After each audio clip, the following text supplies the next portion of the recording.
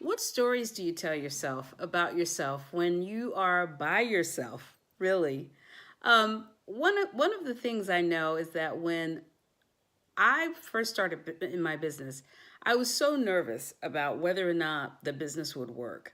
I was kind of like, I didn't know if it made sense for me to start a business because I didn't know anyone else in my family who had done it. And I only knew successful people as in the owner of the company that I was working for at that time, who had started the business and he had done a phenomenal job, but he did it in a certain path, in a certain way. And I thought, I'm not so sure that's the best approach for me, but I wanted to be in business because I knew if I just felt like it was the next best step for me, given what I was doing at that time. And it gave me a chance to integrate my technology skills, which I was a software developer, with my training skills because I used to go bounce back and forth between those types of jobs. I would be just a training deliver. I would instructor led training. I was delivering a lot of technology training. And then I would feel the need to actually start developing the software that actually supported that. And I did that. And I would bounce back and forth. And I did that for about a good 10 or so years until I decided, you know what? There has to be a way to integrate both of these two areas, the training and the technology, and to create something that works in that space. And as a matter of fact, there's instructional design that's kind of in the space that I'm in, which I actually help people develop their curriculum, develop their training programs, as well as, provide a lot of technology and strategy around how to actually maximize what they're doing. So that's what I was doing. But when I first started in business, that's not what I was really nervous about the fact or the possibility of actually thinking that these skills that I had would be usable and useful in the general market because I hadn't seen anyone who was doing it. I just knew that it was something that I wanted to do, and I thought that it would be useful. And once I got out there and really started making connections with other business people and other people who were in similar spaces and similar environments, then I began to realize, yes, you can truly take what you have and utilize those skills, utilize that ability, and make it work, not just for you, but also for the people who you are working with and who you're serving. But I remember that in order for me to take advantage of the skills and the expertise that I had developed, I had to step away from the stories that I was telling myself about whether or not the business could work, whether it was viable, whether the whole thought of doing what I was doing made sense, and whether even people would buy. Not just would people buy, but would they pay a fair price for the services that I have? And I think that when you're in business, you're a business owner, these are constant questions that you have. These are things that you're thinking about periodically. And I know that even as you grow and even as you're elevating and you're touching different customers and you're serving different people, you are working with, for me, my business has worked with agencies, government agencies, with corporations, with other entrepreneurs, small business owners who have wanted specific kinds of services. And I've been able to provide that. And one of the biggest concerns throughout the whole process was pricing. How do you price this for a fair price, but also be able to provide what the customer needs, but generate enough to make sure that the business needs are being met. And there have been times when you get it right on one area, is particularly for one service, and then for another service you have to sit back and reassess and reevaluate. And then you have to do this periodically because as you're expanding, as you're growing, and as you're elevating in your abilities and what you're offering, then you have to actually allow yourself to expand and grow. And also you increase your pricing.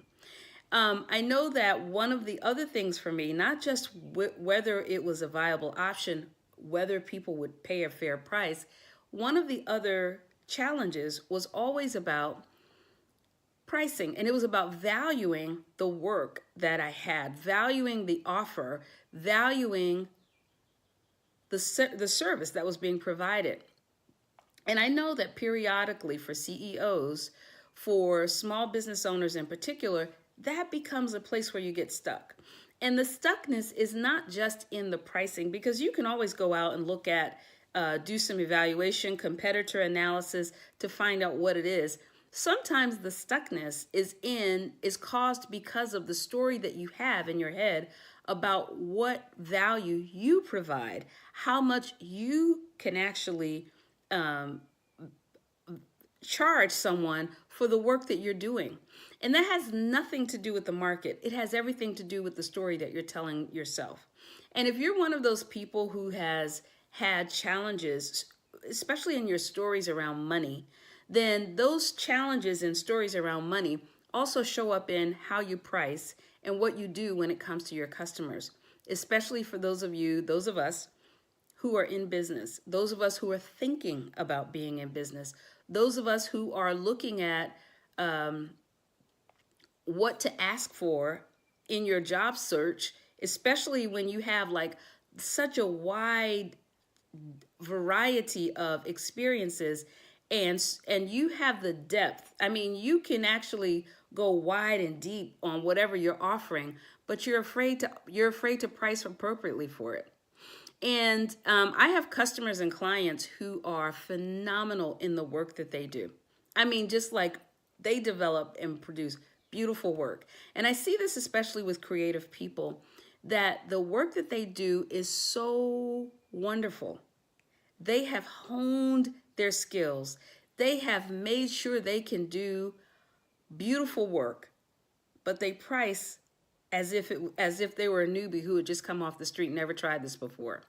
But what they're offering as a result of what they do is so awesome that often they don't price appropriately. And I think especially the messaging about the value of what you're offering, if it's not mass produced, if it's not coming from a major large corporation, if it's not coming from someone other than yourself, what really influences this are the stories. Because in order for us as entrepreneurs, particularly for creatives, and I really want to speak to the creatives right now, particularly for those of us who are creatives, what really makes the difference is in when you actually have value for what you do. And one of the things I know is that a lot of times we are told that we can't make a living doing the creative work that we're doing what really comes naturally to us. And as a result of that, those of us who are creative feel like we have to do other things in order to support or supplement our creative gift. And the truth of the matter is, there is a way to price everything so that you can actually generate a profit, so that you can actually be valued for what you're producing in the world. And you have to make a decision about how you want to do it. You also have to make a decision about what stories you're hearing or what stories you're living according to, which ones you've decided are most important for you as you're pursuing this space of entrepreneurship in a specific vein or in a specific area. And if you are one of those entrepreneurs who are creatives, who are doing things that are coming from the internal, this is like you producing something. It's like basically creatives are like artists in many ways. The ideas that come are not mass produced. They're not coming from the external world. They really are coming from internal. Whatever's within you is what you actually are showing up and showing out as your creativity, your creative space. And if you don't value that for yourself, it's impossible for you to have anyone else value that. And so, one thing that I want to emphasize, and one thing I want to spell out again, is that you have to be careful and be intentional about the stories that you're listening to, particularly as it relates to your abilities, your qualifications, and what your gifting does, what your gifting can do, and how it actually shows up in the world. And so the question I want to ask you, and you can put it in chat here, or you can direct message me, because this is kind of a thorny thing. What stories are you listening to, and do they support you in doing the work that really is for you to do? And if you're creatives, I especially want you to answer this question, because you're the ones that if you don't do what you're supposed to do, it actually impacts other areas of your life. Because this creative thing, it's like a jealous lover. It's like you're going to acknowledge me one way or the other. And so I want to ask that question particularly again for the creatives, but for everyone else, if you're interested in answering, just answer in the direct message below. Or you can, I'm sorry, you can put it in the chat below, but you can also direct message me, like I said, and let me know, what does it look like for you to answer or not answer the call of what's really internal, what's innate for you in your life. All right? I want to see what you have.